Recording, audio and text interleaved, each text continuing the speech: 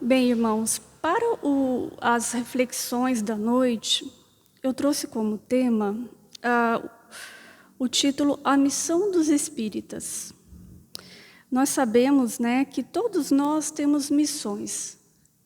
Não só os espíritas, mas toda a humanidade. Todos nós que reencarnamos neste planeta, nós temos uma missão de vida, que trazemos de reencarnações passadas, que são necessárias para o nosso ajustamento, de acordo com aquilo que nós necessitamos. Então, nós temos missões no âmbito familiar, nós temos missões no âmbito social, no nosso local de trabalho. Todos nós temos pequenas missões, pequenas no modo de dizer, porque para nós são grandes feitos, necessários ao nosso reajustamento, de acordo com a necessidade, com a capacidade de cada um, foi feito esse planejamento, para que a gente pudesse aqui executá-los.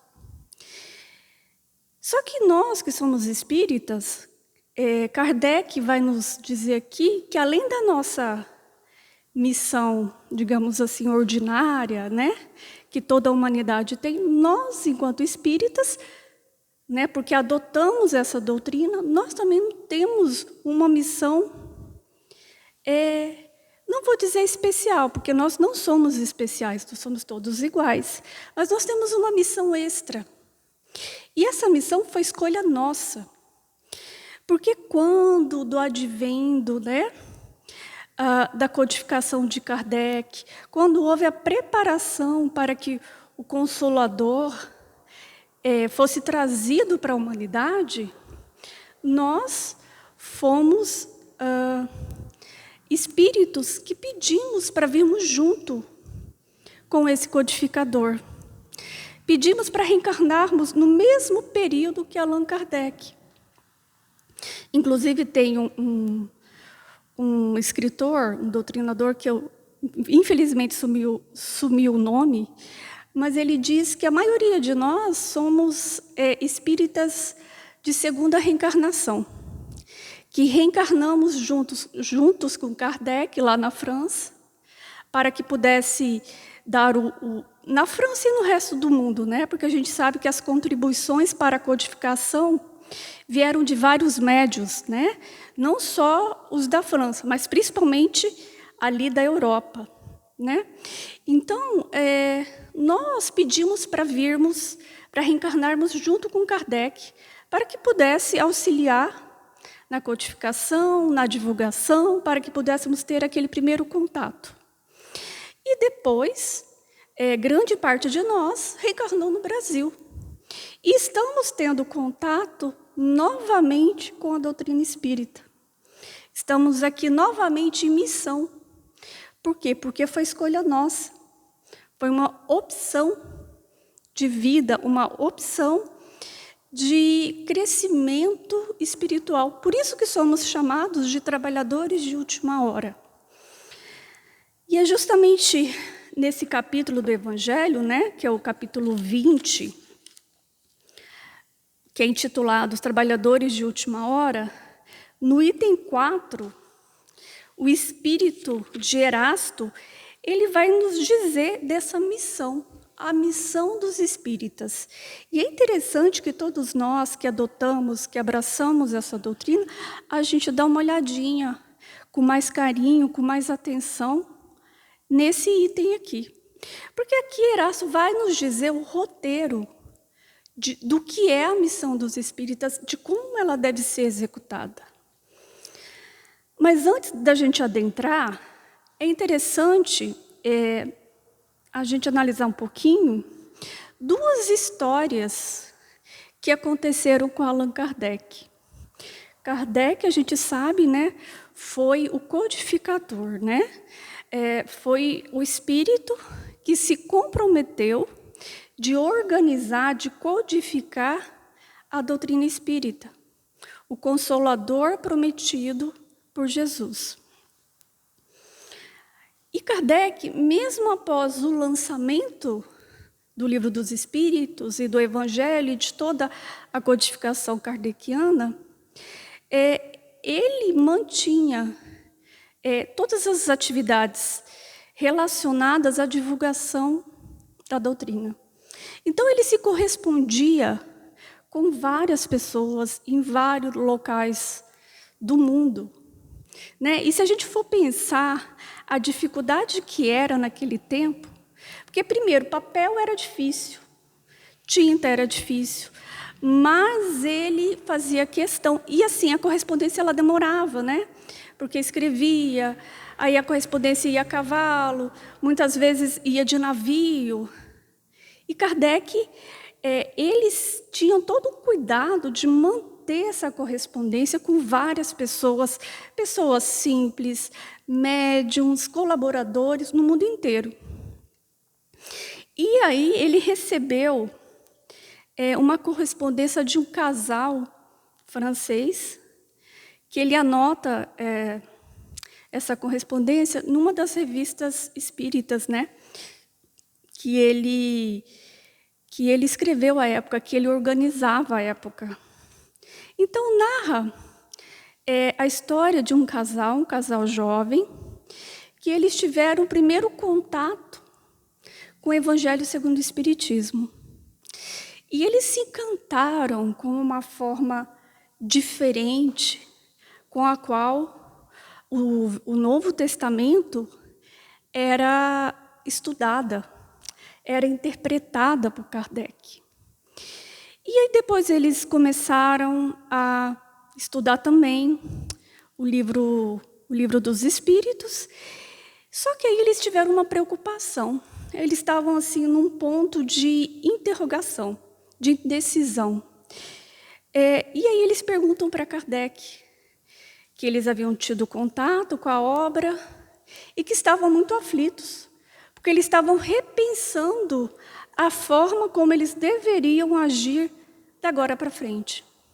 Porque os conceitos que eles tinham de Deus, da religiosidade, havia modificado, ao ponto que eles não sabiam nem como fazer uma prece. Então, eles pediam auxílio a Kardec para que Kardec ensinasse, indicasse, instruísse de como eles deveriam fazer as suas preces. Porque até então a prece primeiro era realizada, em sua maioria, dentro de um templo religioso. Era aquela prece, digamos assim, muito da boca para fora. Não era algo tão intenso, algo tão íntimo, muito diferente daquilo com que eles estavam acostumados.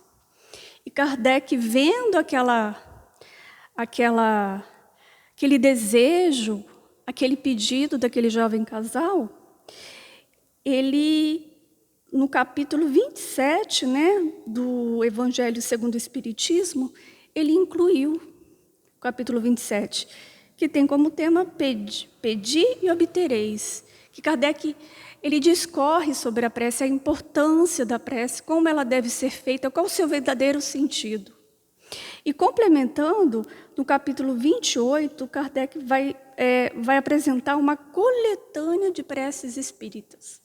Né? E nós sabemos que aqui é uma sugestão que Kardec dá para aquelas pessoas que realmente têm dificuldades de se conectar, dificuldade de elaborar uma prece. Então, o primeiro ponto que nos chama a atenção é essa dedicação de Kardec, esse comprometimento. E também como o impacto que a doutrina espírita ela causou naquele casal e que causa nas pessoas. Qual o impacto que a doutrina espírita tem nas nossas vidas? Quando nós tivemos o primeiro contato, em especial aqueles que não nasceram numa família espírita, originalmente espírita. Nós mudamos completamente a nossa visão de mundo. E aí, a partir desse momento, nós refletimos sobre como devemos agir, como é a nossa missão enquanto espíritas.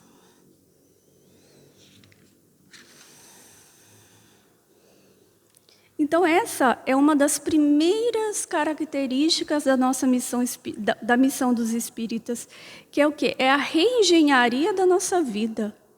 A modificação que nós temos que fazer dos nossos compromissos, das nossas tarefas diárias, a nossa rotina, o nosso modo de pensar, o nosso modo de agir, a preocupação com as nossas ações, com aquilo que é dito, com aquilo que é pensado.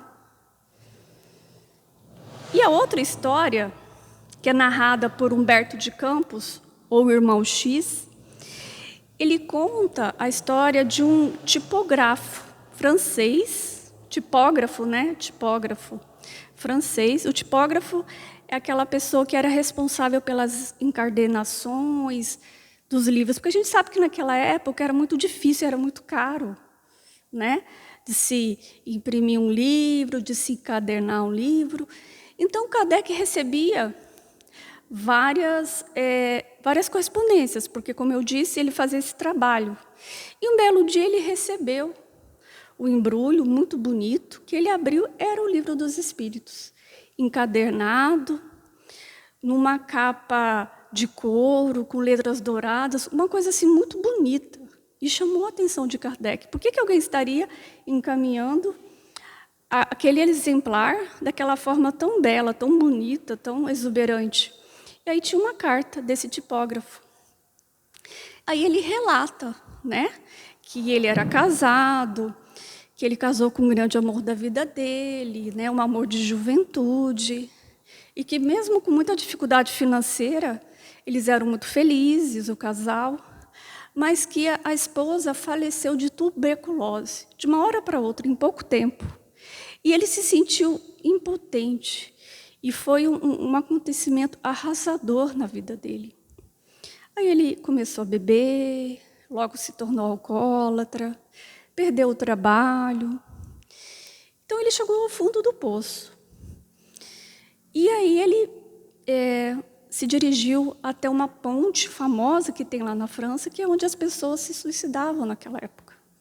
E ele se preparou todo para tirar a sua vida, a se jogar da ponte. E quando ele estava se preparando, ele escorregou no embrulho, ele foi olhar, abriu, era o Livro dos Espíritos. E como ele era tipógrafo, era raro ter livros, era difícil. Não eram todas as pessoas que tinham acesso. Ele achou curioso aquilo. Aí ele pegou o livro e começou a folhear, começou a ler. Aí ele se interessou. Aí ele foi para casa, passou a noite lendo, começou a ler. E aí ele narra na carta que isso mudou a vida dele. Porque ele passou a compreender por que ele se sentia tão ligado à esposa. Ele viu que era uma alma afim, que fazia parte da sua família espiritual. Ele entendeu por que a esposa faleceu de uma maneira rápida, na flor da idade. Ele entendeu as leis divinas de causa e efeito. Ele entendeu que a morte era só um período do qual ele ficaria distante da sua amada, mas que ele teria a possibilidade do reencontro no mundo espiritual. E isso fez com que ele se reerguisse. Aí ele agradece a Kardec, ele pega esse livro, ele restaura esse livro, coloca uma capa de couro, com letras douradas, muito bonita, e manda para Kardec como presente e como forma de agradecimento. E aí ele diz a Kardec que aquele livro salvou a vida dele. E Kardec se emociona muito nos dois casos, né? Por quê? Porque, na verdade, ali se tratam de depoimentos de pessoas comuns, pessoas simples, que não faziam parte da Sociedade Parisiense de Estudos Espíritas, não fazia parte do ciclo social de Kardec, mas eram pessoas simples que, com o contato que tiveram com a doutrina espírita, mudaram totalmente a sua vida. E Irmão X relata que era um momento que Kardec estava muito cansado, né? A biografia dele diz que ele trabalhava até 16 horas por dia. Era uma pessoa que tinha problema de saúde, mas que ele era incansável, que ele trabalhou enquanto foi possível, enquanto o corpo dele suportou. Então, foi um alento, né, para Kardec, de saber que o trabalho dele, a divulgação da doutrina, estava surtindo efeito. Não só naquele grupo da qual ele participava, mas de pessoas simples, pessoas comuns, que tiveram esse contato e mudaram a sua vida, ressignificaram a sua vida. E muitos de nós aqui ressignificamos a nossa vida quando nós tivemos contato com a doutrina. Então, voltando ao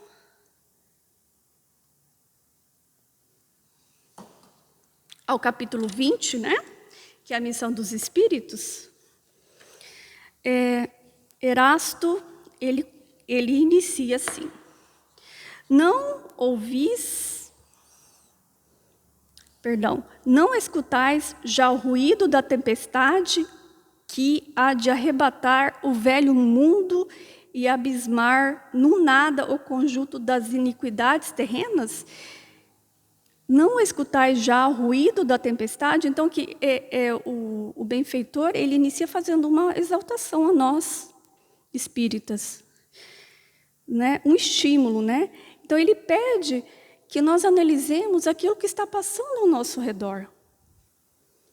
Que seriam o quê? Os acontecimentos que estavam prevendo a mudança com o advento da doutrina espírita. Que a gente sabe hoje, né, que é o início da transição planetária. Mais ou menos o início da transição planetária, uma preparação para essa transição planetária.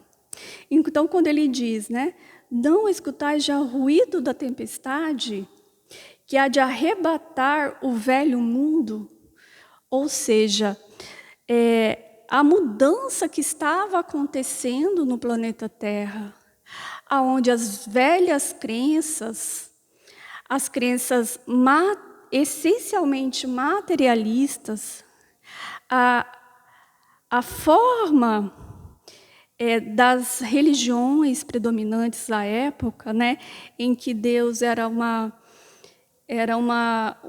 personagem distante de nós, a forma como nós víamos Deus, a forma como nós tratávamos uns aos outros era muito diferente. Então, com o advento da doutrina espírita, começou o quê? Essa mudança, essa transição.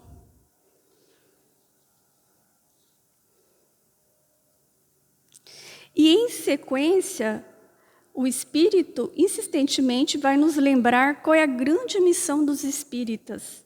E essa missão, vamos resumi-las aqui em 2 pontos.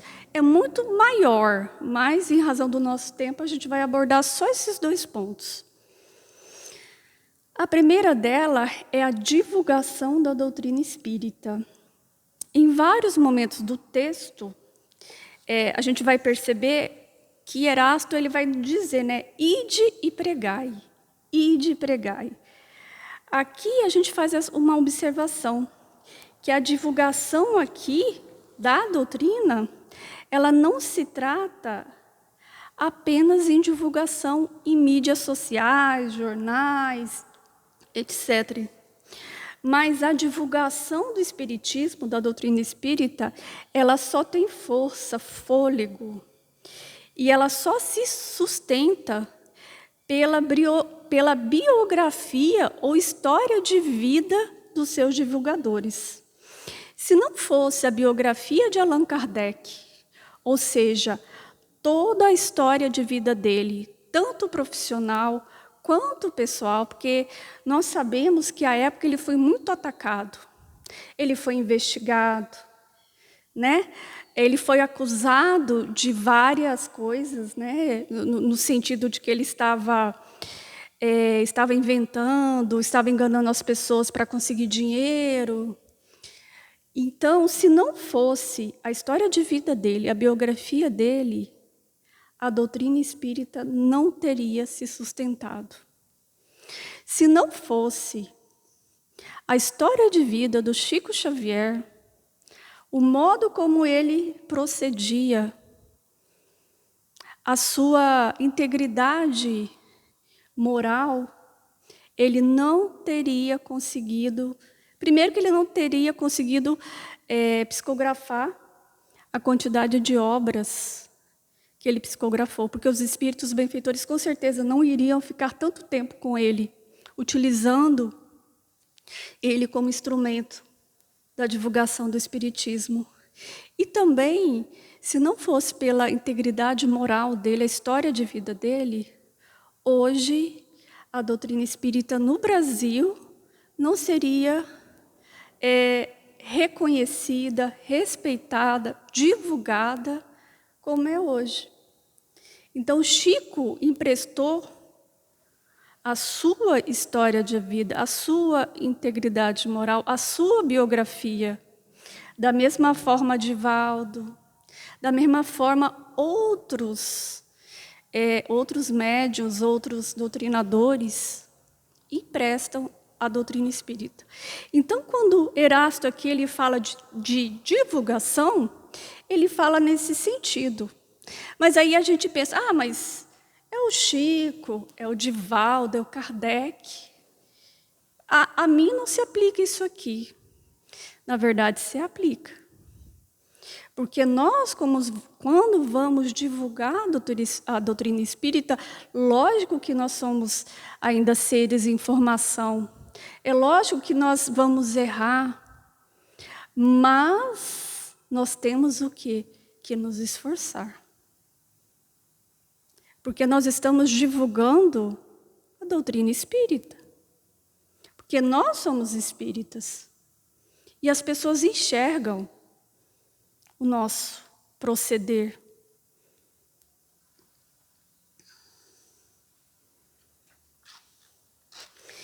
Então, quando o espírito de Erasto, nessa mensagem, Missão dos Espíritas, chama a nossa atenção, ide pregai, falai a todas as gentes, aos poderosos, aos simples, e ele ainda nos adverte que nem sempre nós vamos ser recebidos, nem sempre vamos ser compreendidos, mas que nós devemos continuar mesmo assim.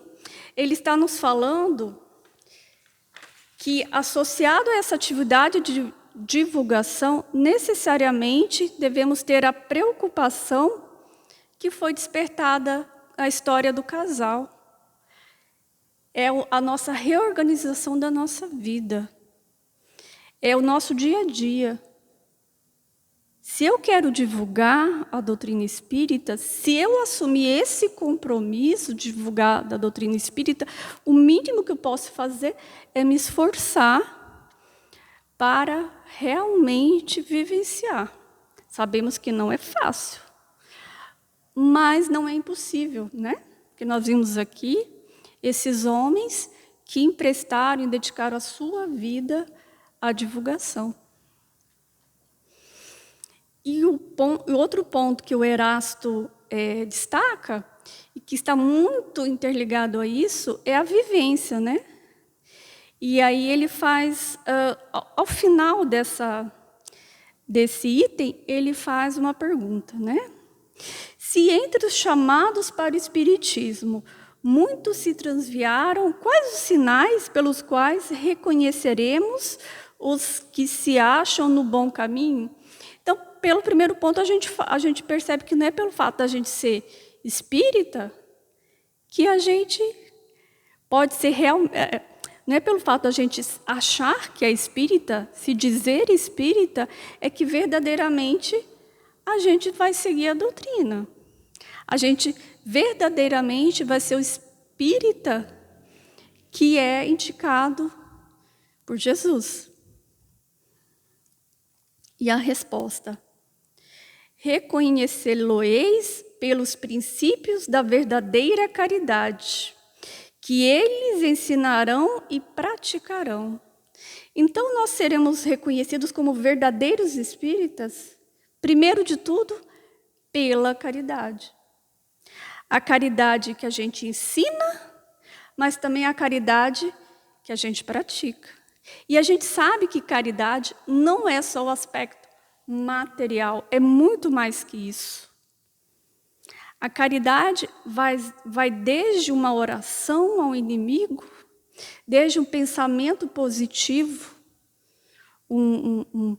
emanação de bons fluidos, de bons pensamentos para aquelas pessoas que estão doentes ou estão em dificuldade, passando pelo perdão dos nossos inimigos, passando pela assistência, também assistência material que devemos dar aos menos favorecidos, porque de nada vale apenas o estudo se nós não colocamos em prática. Se esse estudo não servir para que a gente console, para que a gente auxilie, para que a gente perdoe, para que a gente aprenda a amar. Reconhecê-lo-eis pelo número de aflitos a que levam consolo. Reconhecê-lo-eis pelo seu amor ao próximo, pela sua abnegação, pelo seu desinteresse pessoal. Reconhecê-lo-eis finalmente pelo triunfo de seus princípios, porque Deus quer o triunfo da sua lei. Os que seguem sua lei, esses são os escolhidos, e Ele lhes dará a vitória. E essa vitória é a vitória sobre nós mesmos. É a vitória sobre as nossas dificuldades. É a vitória sobre o nosso crescimento e amadurecimento espiritual. Essa é a grande vitória. Porque nós sabemos que essa vitória ela não é no campo material. Ela é no campo espiritual. Mas ele destruirá aqueles que falseiam o espírito dessa lei e fazem dela degrau para contentar sua vaidade e sua ambição. Assim Erasto, anjo da guarda do médium. Paris, 1863. Então, nós devemos seguir, resumidamente, esses apontamentos de Erasto. Para que, primeiro, quando nós assumimos o compromisso de sermos espíritas, o assumimos com amor, o assumimos na intenção de vir aqui e ajudar na divulgação do Evangelho de Jesus. E essa divulgação, ela se dá pela publicidade, mas principalmente pela nossa vivência. Porque porque a publicidade, ela só se sustenta pela nossa biografia, pela forma como nós agimos, a forma como nós exercemos nossas atividades em várias áreas da nossa vida, não só aqui dentro do centro, mas principalmente fora, praticando o amor, a caridade, a benevolência, o perdão. Só assim nós realmente chegaremos à vitória. A vitória sobre nós mesmos, a vitória sobre as nossas dificuldades. Muita paz a todos nós. Vamos agradecer a Deus, a Jesus, pedindo. Amado Jesus, gratidão por esses esclarecimentos, por esse estudo, que nos traz à luz a necessidade de entendermos a nossa missão enquanto espíritas. Agradecemos por essa missão que nos foi dada, dai-nos força, coragem, perseverança, para que consigamos chegar ao fim dessa reencarnação vitoriosos, auxiliando sempre na divulgação do seu Evangelho e ajudando aqueles que mais necessitam. Obrigada, Jesus, que assim seja.